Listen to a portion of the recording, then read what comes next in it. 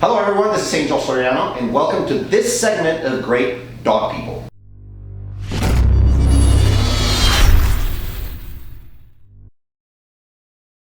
So today we're doing yet another cool story about a very special organization doing some really incredible stuff in our community. And this is so much fun, by the way. And typically they're a lot of fun because of the caliber of the folks that we actually get to talk to. So today's no exception. So, which is why we call this Great Dog People, folks. As you'll soon see, these people are truly amazing. They have a lot going for themselves. And anyway, I'll let them tell the story. So today, this is the story of the Oklahoma Veterinary Medical Association as well as the Animal Care Foundation. And most of you probably don't know who they are. We do because we're involved with them doing a lot of different things on a given month or so. But even ourselves, we're kind of shocked as to all the things that they're involved with. And we're intending to shock you. So that's really the goal. They do so many great things. And anyway, one of the things that we're involved with is something called the Pet Overpopulation Program that they're really, really active in. They do a lot of things here in our area. So long story short, we're going to let them do this. Today with me, we have Miss Amanda Meeks, which is the Executive Director of the OVMA, as well as the Animal Care Foundation, OVMA being the Oklahoma Veterinary Medical Association. Thank you for being with us today. Thanks for having me. I appreciate it. This is wonderful. So you guys do so much, right? And instead of me talking about it, I'd rather they get it from you directly from the horse's mouth. Okay. No pun intended or anything. But so let's start from scratch, right? And let's just take people through the dirt, if you may.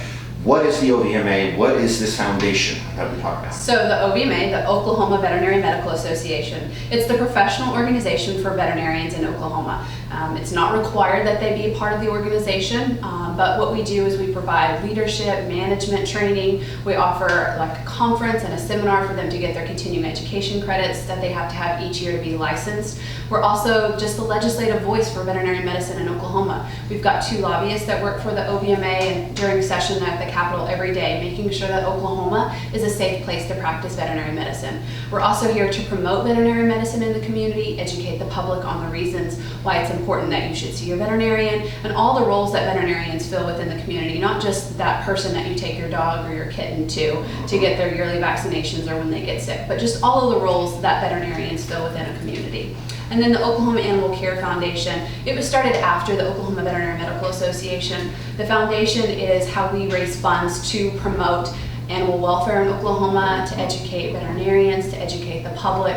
And so it's just another resource that we use to help fulfill the goal and the mission of the Oklahoma Veterinary Medical Association. That's wonderful. It's a mouthful. I know, it is. Just the title is a lot. It's so wonderful.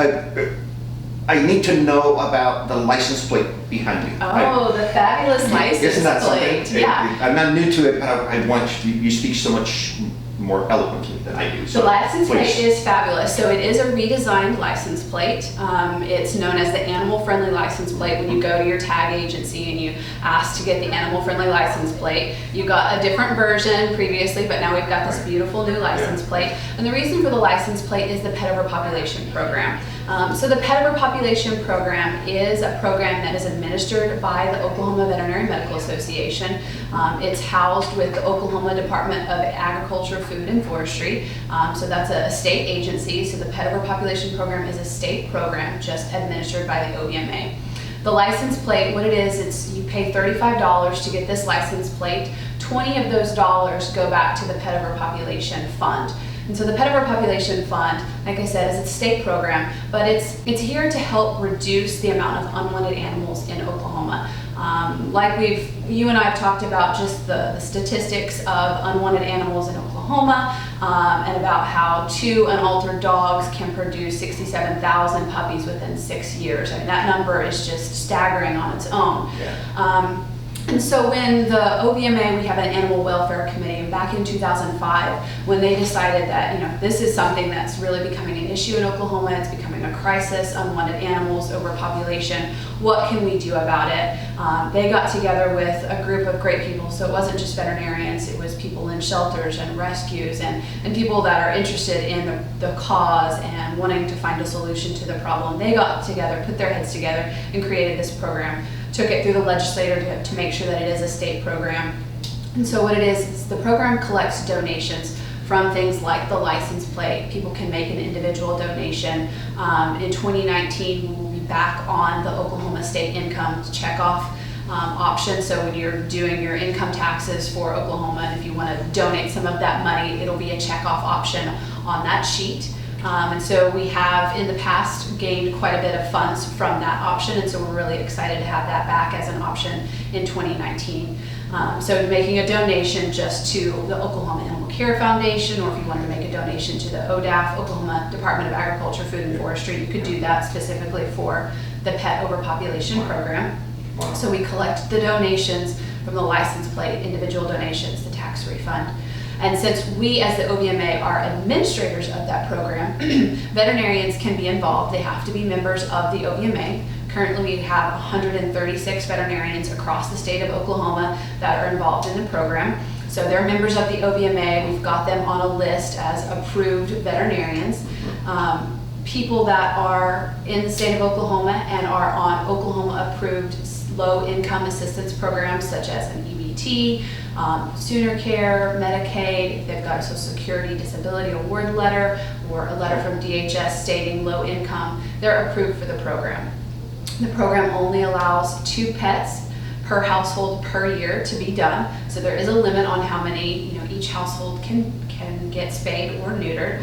And so that the whole program, the way you go through that is you've sent your application to the OVMA. As the administrators of the program, the OVMA processes that application, make sure that everything's in line with your application and you've sent in the correct documentation. We send you out an approval letter, and it says you've been approved for the program, congratulations. Here's a list of the doctors in the state that are part of the program, and you'll find one that's closest to you and that you can easily get to and have access to, and create the appointment for the surgery, and then you take that documentation into the veterinarian and they do the rest.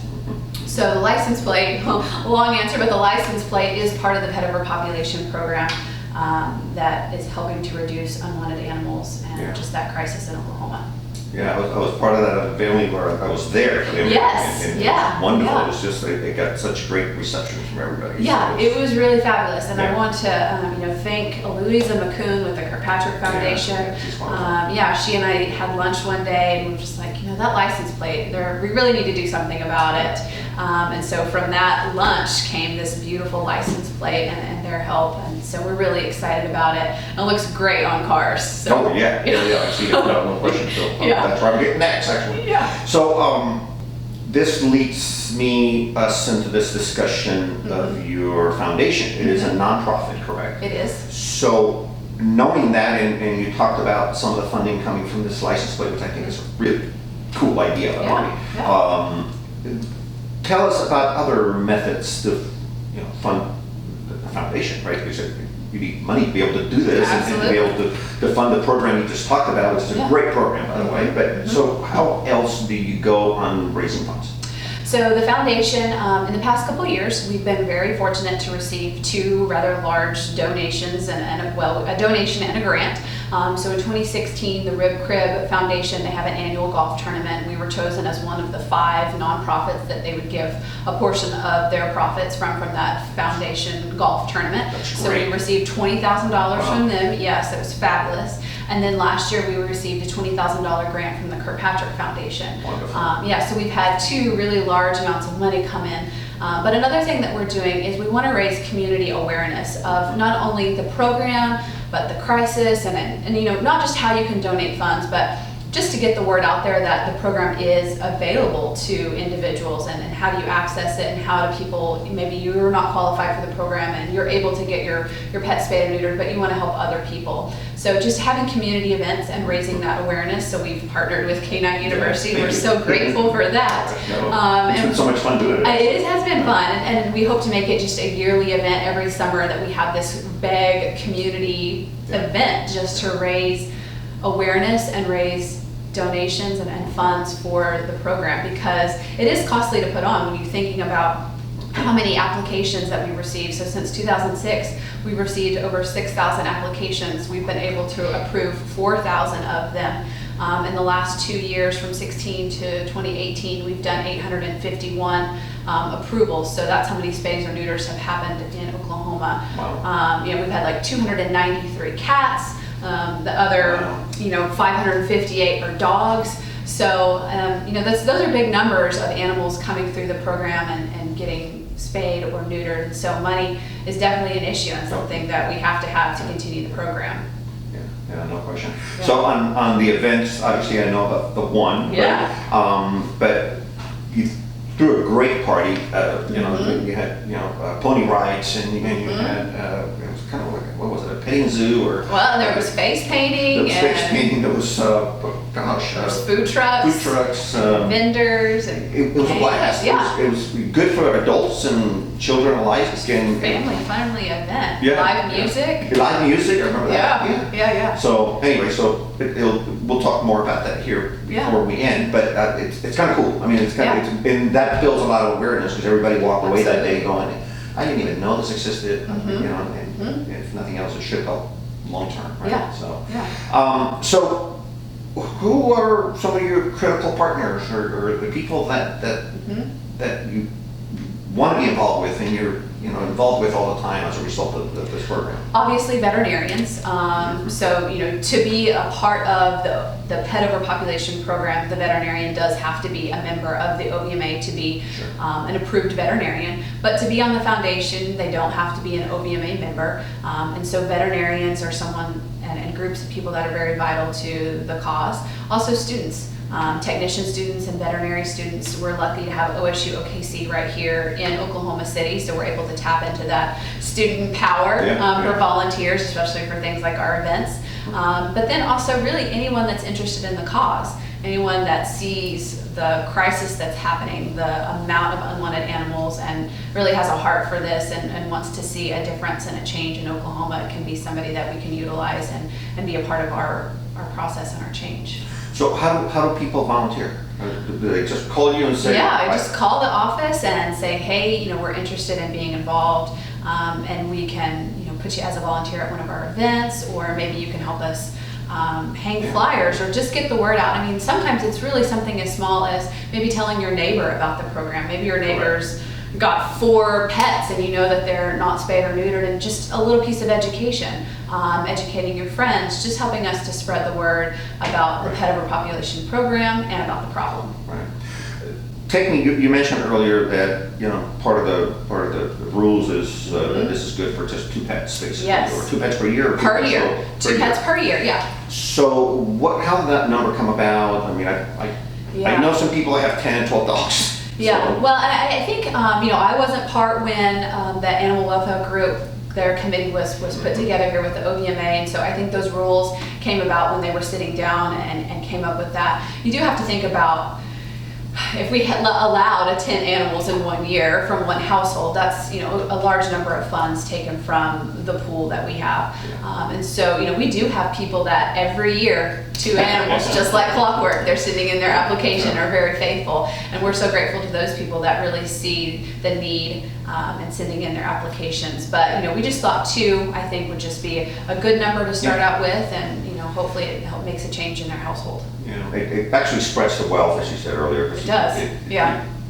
Otherwise you'll be serving one family for 10 dogs when you could potentially be serving 5 to 10 families, right? So, and I mean, as much as we would love to be able to do of course for all 10, we just have to. And guess what? If we raise enough funds, maybe one day we can change that rule, right? Just say indefinite. But I just do know some people that have a lot of dogs. Although the people that I know that have a lot of dogs probably wouldn't qualify from an income perspective. So it's probably not their program anyway. So talk about your staff. Obviously, I know your staff well, but I want you to talk about your staff because I like them so much. So we're a small operation. It's just myself and 2 others that are here as full-time staff. So we are a small group, and so we do rely on volunteers, and the OVMA relies on our board, our executive board, which is made up of veterinarians, to help oversee and get all of our projects done and help drive the vision and the plan for the OVMA. And then the OACF, they have a board of trustees, and so those volunteers are also instrumental when it comes time to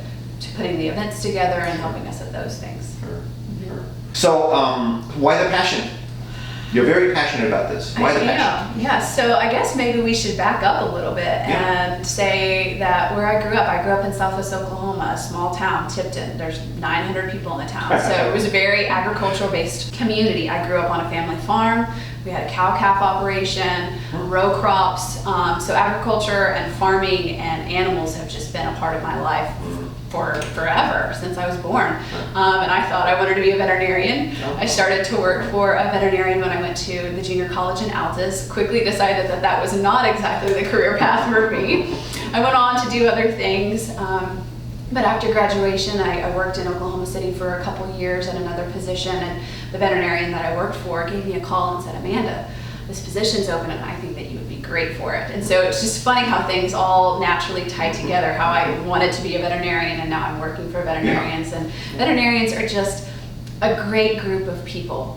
They're just so caring, and I have just found that the ones that I've been working with would just do anything for you and are very passionate about the profession, very passionate about animals and making sure that they're cared for. They're just a great group of people. And so it's been really fun to work with them and work with veterinarians. And then after I started, getting more involved into this job, I realized the staggering number of unwanted animals in Oklahoma and the problem that this is causing. And so many people, they do have their pets as their family members, and I've got a dog and she's my kid basically, but there are just so many animals that are unwanted and abandoned because of the crisis. And when I just learned more about those statistics and the numbers, it was just floored me and became something that I was really passionate about changing and just educating the citizens of Oklahoma about the statistics and how they can make a small change. Maybe, you've got your pet spayed or neutered, but educating somebody else, or even just doing research and making sure that the animal that you bring into your home is something that's going to be a good fit for you, or something that you're passionate about, of training and making sure that that's a good fit within the home and that an animal's not given up because of bad behaviors of the parents and not taking time to get the dog trained. So it's just that whole line of things has been very interesting to me and become something that I'm passionate about changing and just educating Oklahoma about. No, it comes right out. I mean, every time we talk, it just comes out. In every conversation, you're just passionate about the whole process. Yeah. But, and you mentioned earlier, just the statistics of 67,000 dogs will be born to unaltered dogs in a period of 6 years. Yeah. If you start thinking about that math and say, hey, if you make a difference with just two dogs, you've made a 67,000 count difference. So that one home with those two dogs, for 1 year, we've made a difference. Yeah, isn't that amazing? It is. So, I can see why the energy and excitement over this. So, anyway, overall, who is it that you would like to thank in your group of folks? I think probably I need to start with the board. Yeah, I was gonna say. Yeah, the board. And I came into this not with a background in association management. I was filling another job before that, and so when I came on, the board that was in place was just really fabulous and worked with me to help me understand and just go through that learning process. And so I really want to thank them. I want to thank the Oklahoma Animal Care Foundation trustees, really for letting Jacqueline and I venture out and try this new community event. And we had done golf tournaments and fun runs in the past, and so this community event that we had created had been something completely different. So them just trusting in me to try this out and see where it led and see who we can touch with that was really positive, and I really appreciate them having that trust in me. I also want to thank the Rib Crib Golf Tournament, that foundation, the Rib Crib Foundation, just for that donation of money a couple years ago, the Kirkpatrick Foundation for their grant that has really helped to continue and further the process of changing Oklahoma. I would also like to thank the Osage Casinos. They've recently made a donation of $5,000 to a part of the Pet Overpopulation Program. It's called SPOT, Saving Pets of Tulsa. So Dr. Christine Kunzweiler in Tulsa started this program, and it's housed underneath the Pet Overpopulation Program. So it's specifically for pets of Tulsa, and that $5,000 will be used to spay and neuter any pets and cats, dogs that come into the program from Tulsa County. So I want to thank the Osage Casino for that generous donation as well. Thank you and K9 University. I mean, because without you guys, we wouldn't have been able to put on that community event. And I thank you for letting me do this today. I really appreciate it. certainly, welcome. We like doing this too, by the way. So it's kind of selfish. Amanda, it's been a pleasure. This is great. It's always wonderful, talking to you about all of this stuff, doing the events, doing this little particular segment, and hosting us in your office today. This is really cool. Right? It's a great location. So, being as graceful as you always are. You're graceful with everybody that I see you come across. I'm not in your life all the time, but when I'm present, you're just very graceful. So anyway, we're eternal supporters of your cause and what you guys do. Our veterinarians as well. By the way, it's a thankless job. I know a couple of them are personal friends. Yeah. It's a thankless job. They're caring folks, and they didn't get into the business to euthanize. Unfortunately, they're in that business as well. And it breaks our heart because they're all very caring people. I mean, like I said, they're just very passionate people. Yeah, without a doubt. So, anyway, so people get involved. That's my preaching. Okay, you can do this by helping the OKVMA, the foundation, by attending their events. We'll talk about that in a second here. You can follow them on their Facebook page.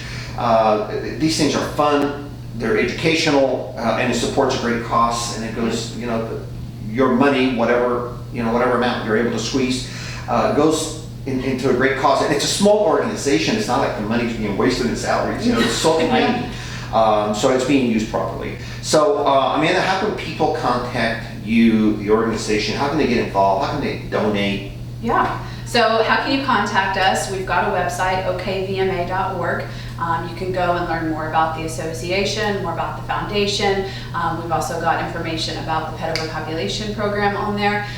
If you want to call the office, we're more than happy to answer questions over the phone, and contact information is listed there on our website.